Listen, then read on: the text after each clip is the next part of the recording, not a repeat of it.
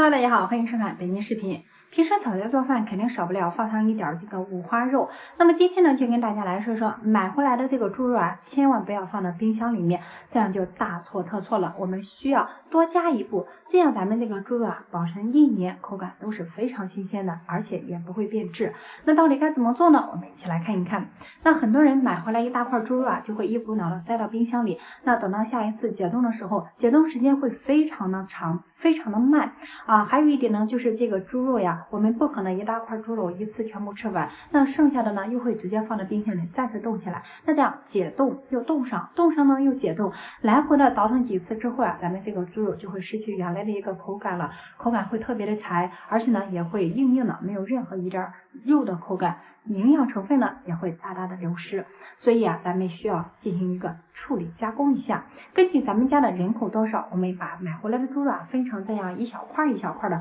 就是我们炒一盘菜的量就可以了。那么我们把这个肉完全切好之后，大家一定要注意哈，想要让这个猪肉保存的时间更久，是不能够用清水来洗的，因为水里面它也是有细菌的，洗完之后呢，这个猪肉呀可能就会滋生细菌，腐坏掉了。所以买回来的猪肉大家不要洗。那切完之后呢，我们倒上一点点白酒，用小刷子在这个猪肉的表面均匀的刷上一层。那白酒呀，它可以起到一个杀菌消毒的作用，那并且呢还可以让这个肉质呀吃起来会更好一些。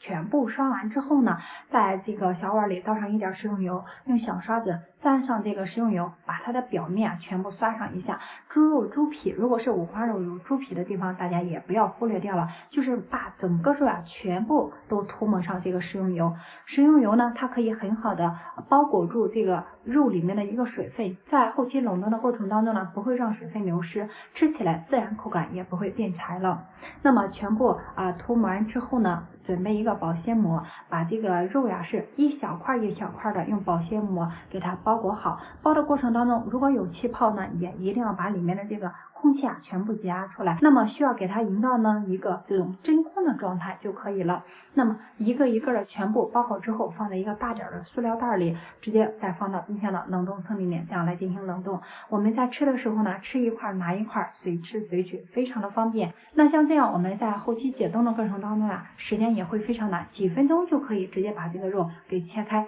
并且呢进行下锅来进行烹炒了。方法呀是非常简单又快速的。